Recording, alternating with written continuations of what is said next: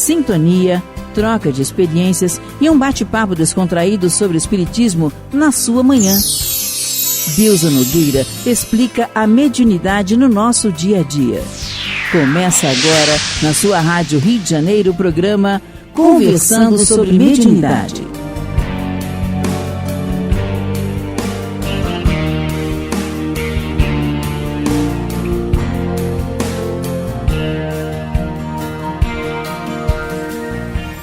Queridos amigos ouvintes da Rádio Rio de Janeiro, meu nome é Deusa Nogueira. Estamos nós conversando sobre a mediunidade. E neste momento, estamos estudando o capítulo 9 da obra No Invisível, em que Leon Denis vem falando sobre as condições de experimentação. E alguém poderia pensar assim, mas que experimentação é esta? E a gente tem que lembrar, está lá no frontispício de O Livro dos Médiuns. Livro dos Médiuns, Espiritismo Experimental. Por quê? Porque é através da mediunidade, através da experiência mediúnica, que a gente teve a codificação. Os fenômenos foram vistos, foram observados, analisados, comparados, catalogados, e a partir daí as conclusões chegaram através dessa universalidade das informações. Então, Leon Denis vem falando, no parágrafo anterior, que o médium é um instrumento delicado, um reservatório de forças que não se renovam indefinidamente e que é preciso utilizar com moderação. Os espíritos esclarecidos, os experimentadores sérios, cuidadosos com a saúde dos sujeitos, sabem parar os primeiros sintomas de esgotamento. Os espíritos levianos e enganadores, que afluem nas reuniões mal dirigidas, onde não reina a harmonia nem a elevação dos pensamentos, têm menos escrúpulos. Sendo vistos por pesquisadores inexperientes, eles não temerão ultrapassar as forças do médium para produzir fenômenos sem interesses e até para mistificar os assistentes. Então, quando se fala o médium é um instrumento delicado, um reservatório de forças que não se renova indefinidamente e que é preciso utilizar com moderação, por quê? Porque na produção do fenômeno, mesmo o fenômeno de efeitos intelectuais, há o uso do fluido físico, desse fluido animal, desse fluido material, que é a nossa vitalidade. Daí, esse grande cuidado, né? Essa necessidade que se tem de preservar a saúde do médium. E essa preservação, esse cuidado, vem através das próprias normas de higiene, as próprias normas de saúde, que não podem ser ignoradas pelo medianeiro. A gente vê que mesmo tendo o tratamento espiritual, mas as casas espíritas orientam, não abandone o tratamento médico, não abandone as orientações que são necessárias. Por quê?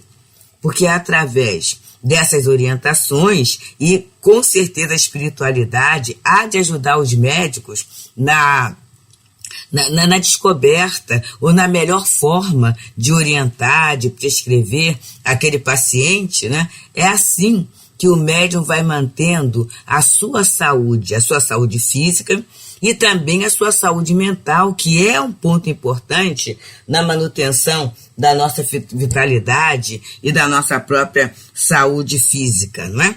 E a questão do ambiente.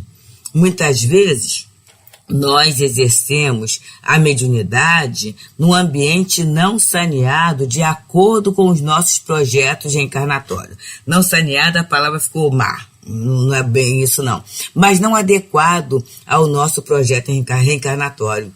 É por isso que muitas vezes os companheiros vão para tal ou qual lugar, né?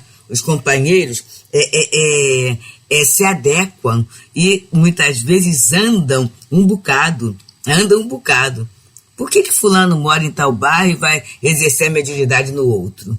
Não é preciosismo não, gente, é porque há um projeto encarnatório para aquele exercício. Há um compromisso que foi assumido na espiritualidade para que o médium possa exercer, então, naquele local, a mediunidade de uma forma clara, de uma forma límpida, de uma forma equilibrada.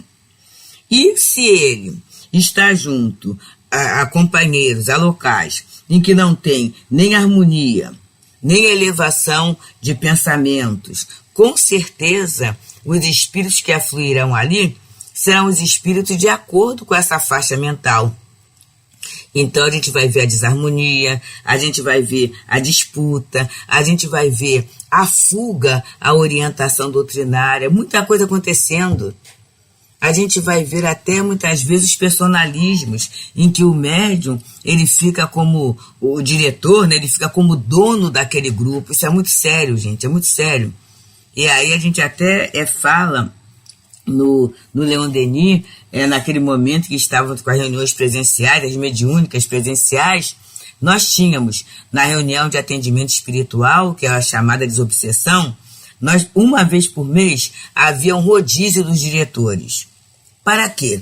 Para que o médium sentisse que ele está trabalhando no projeto da casa, né, dentro daquele projeto da casa, e para que também os diferentes diretores reconheçam ou vejam os diferentes fazeres mediúnicos, os diferentes exercícios mediúnicos, os diferentes médiuns da casa. Então a gente vai criando uma relação muito mais respeitosa, muito mais rica, muito mais ampla, não é? Porque lá nós temos assim muitos grupos, né? A gente sabe que às vezes em casa, em algumas casas, em que é um grupo único, é um pouco difícil fazer isso, mas mesmo assim é interessante que haja sempre a questão da dupla, uma troca. Então, se são dois dirigentes, dois dialogadores, ou muitas vezes até um dialogador, mas naquele momento, o médium de apoio, ele poderá exercer esse papel, poderá ser treinado, para que a gente não crie, assim, personalismos dentro da tarefa, que é algo muito sério, e a tarefa é dos espíritos. E criando essa situação, a gente acaba muitas vezes, assim, paralisando a marcha evolutiva do trabalho mediúnico. E continua Denis a nos falar. Quase sempre, causas, forças, influências diversas interferem nas experiências. Às vezes até, elas se contrariam e se combatem. Daí uma certa confusão. Uma mistura de verdadeiro e de falso, de coisas evidentes e duvidosas que nem sempre é fácil distinguir. Então, quando Kardec coloca em O Livro dos Médiuns Espiritismo Experimental, quer dizer o quê? Que nem toda reunião, nem todo fenômeno, ele terá o tom da veracidade, né? O dom da evidência, nem sempre. E aí é necessário o estudo, é necessário observar, porque tem causas, forças, influências diversas interferindo nesse momento.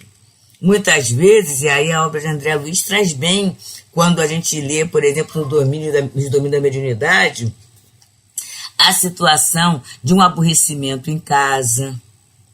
Naquele dia o médium não está bem, que ele está com uma grande preocupação, seja de ordem material, seja de ordem moral. Chegou atrasado, chegou em cima da hora na tarefa, então ele chega tenso, né? Muitas vezes a própria sala, no momento de preparo, e a gente sabe que toda reunião mediúnica, ela passa por um momento de preparo. Na hora do preparo, alguém trouxe uma questão polêmica, ou houve até, muitas vezes, discordância, que às vezes a discordância não é oral, mas a discordância é mental, sobre aquele tema que está sendo trabalhado. E aí, gente, a cabeça, né, não fica bem. A cabeça não fica bem. Como nós aprendemos que o ponto primordial do exercício da mediunidade essa questão do pensamento, então se a cabeça não ficar bem, haverão, né, interpolações dentro do trabalho, dentro daquela sessão. E continua Denis falando. Os próprios cientistas reconhecem que, na maioria dos casos, a sugestão pode desempenhar um grande papel.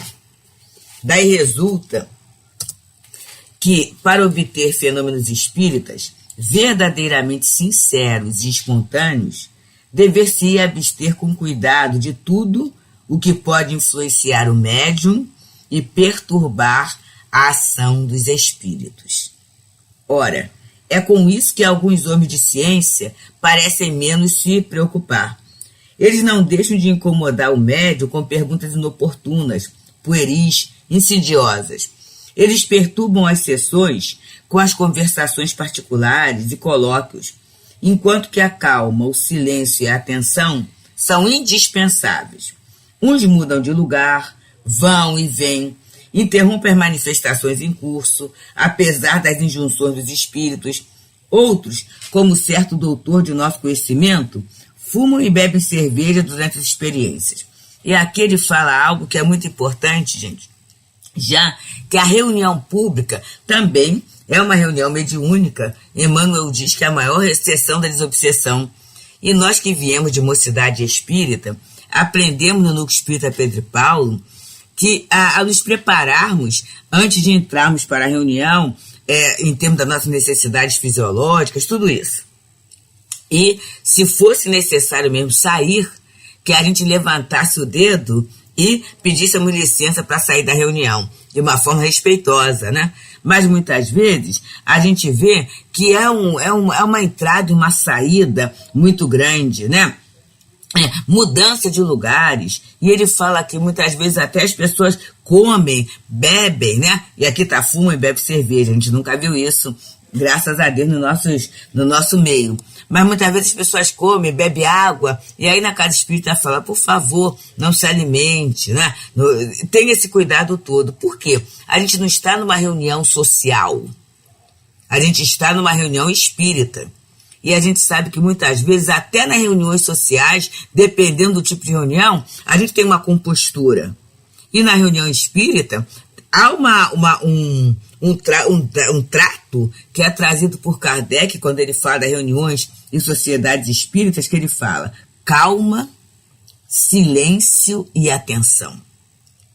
Calma, silêncio e atenção. Esse tal recolhimento que às vezes pelas inquietações nossas a gente não consegue manter, mas aí a questão é nossa, a questão é dos espíritos. E se eu não preencho esses pré-requisitos, como é que eu quero uma reunião harmoniosa com bons resultados? Se eu inquieto o médium, se o médium se inquieta muitas vezes, ele chega a ser da casa espírita, mas ele vai aqui, ali, acolá, conversa isso, aquilo outro, coloca a notícia no dia em foco. Como é que na hora da reunião ele vai concentrar o quê, gente? Concentrar é juntar, reunir. Ele vai concentrar o quê? Só aquela confusão, só aquela inquietação. E aí a sintonia vai ser muito mais difícil. Bem, amigos, estamos aqui pelas ondas queridas da Rádio Rio de Janeiro, no programa Conversando sobre a Mediunidade. Nesse momento, estamos estudando a obra No Invisível de Leon Denis, no seu 9º capítulo, em que ele está falando sobre as condições de experimentação. E continua Denis a nos falar. Em tais condições, tão pouco sérias, tão pouco honestas, como se pode formular conclusões? Algumas vezes, a experiência segue uma marcha normal, satisfatória. O fenômeno se desenvolve, cheio de promessas. De repente, uma causa nova age, uma vontade intervém, uma corrente de ideias contrárias entra em jogo. A ação medianímica se perturba, se desvia. Ela não produz mais, senão, efeitos em desacordo com as esperanças do início. Fatos reais parecem acotovelar o ilusório. Manifestações vulgares sucedem a sessões imponentes. Como desembaraçar esse emaranhado que vos deixa perplexo? Como evitar-lhe o retorno? E a gente sabe, né? Principalmente estou falando aqui das sessões de atendimento espiritual, as chamadas de obsessão. Quantas intervenções ocorrem? E graças a Deus, nessas sessões bem orientadas, as intervenções são positivas.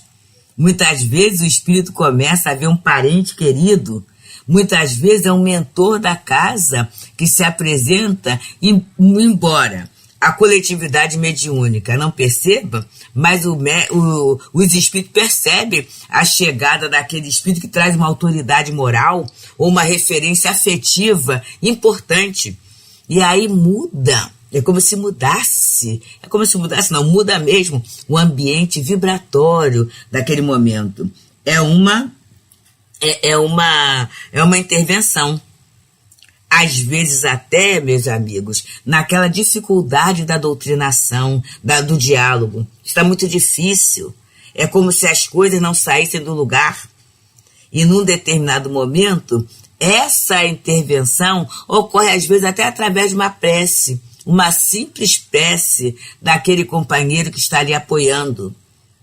E o ambiente, o clima vibratório nessa hora, ele sofre uma modificação, graças a Deus positiva, graças a Deus para melhor. E ele coloca assim, né? Aqui a necessidade da disciplina nas sessões se faz sentir vivamente, e mais ainda, a assistência de um espírito elevado, cuja vontade forte comanda todas as correntes contrárias, porque assim como há essa intervenção negativa, positiva, através da chegada de um mentor, de uma referência afetiva, que vai ajudar o desenvolvimento do trabalho, em outras situações, há uma intervenção sim, mas em função de quê? Ele falou aqui, o médium é um instrumento delicado. Então, muitas vezes, através do próprio grupo, de uma ideia de negação, uma ideia de dúvida, uma ideia de crítica, uma ideia de discordância em relação àquele fenômeno, àquele momento, tudo isso, né, vai causar uma conturbação no ambiente. E aí é o que ele fala, a necessidade da disciplina nas sessões. Né? A gente contar com a assistência de um espírito elevado. É um trabalho, sim, com espíritos necessitados, sim, mas é necessário que tenhamos essa assistência do espírito elevado e que não nos aventuremos a realizar as sessões sem nos assegurarmos desta legítima assistência. Muitas vezes é uma pressa muito grande. E eu aprendi, tanto no Núcleo Espírita Pedro e Paulo, quanto no Centro Espírita Leon Denis, que essa atividade desse intercâmbio é o último.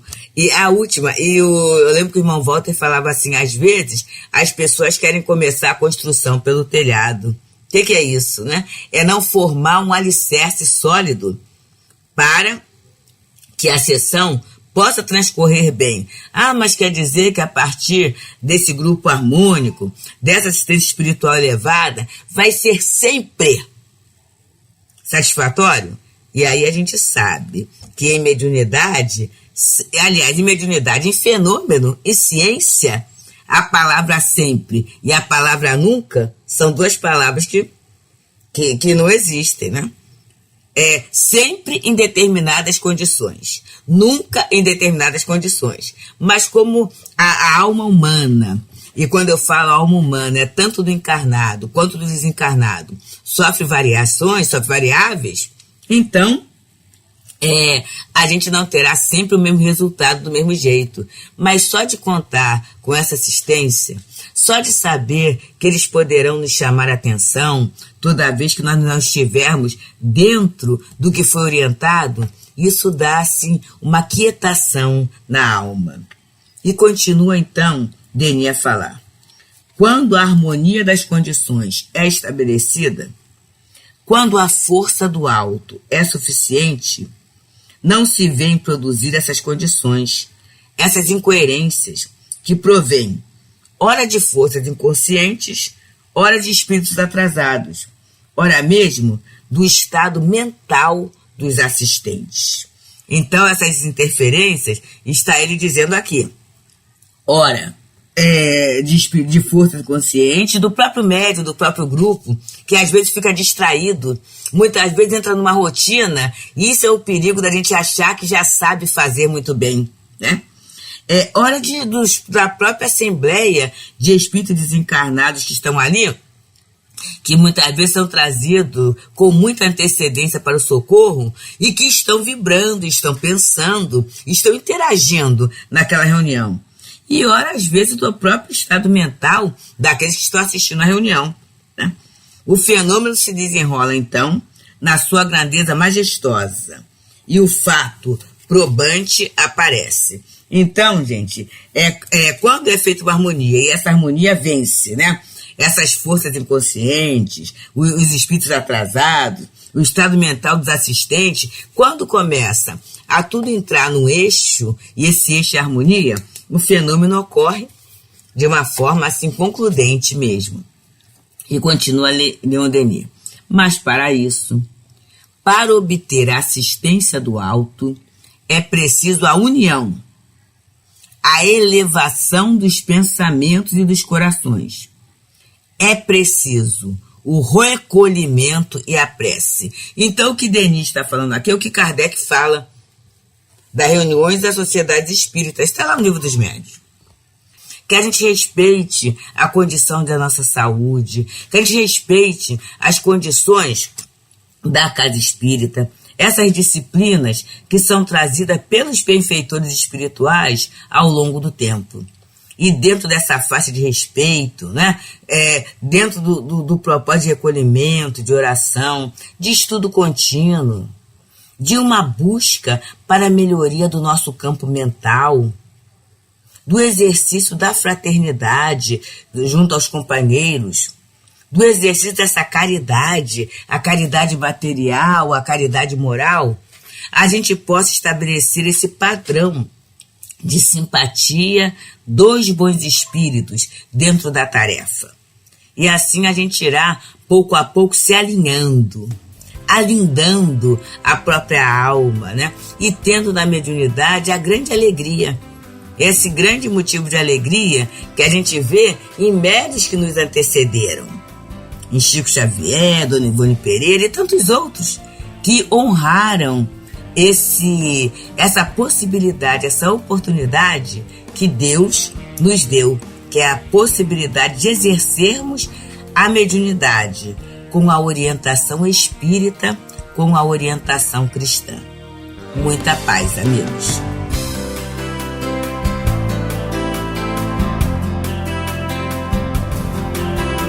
Deusa Nogueira explica a mediunidade no nosso dia a dia. Programa Conversando sobre Mediunidade.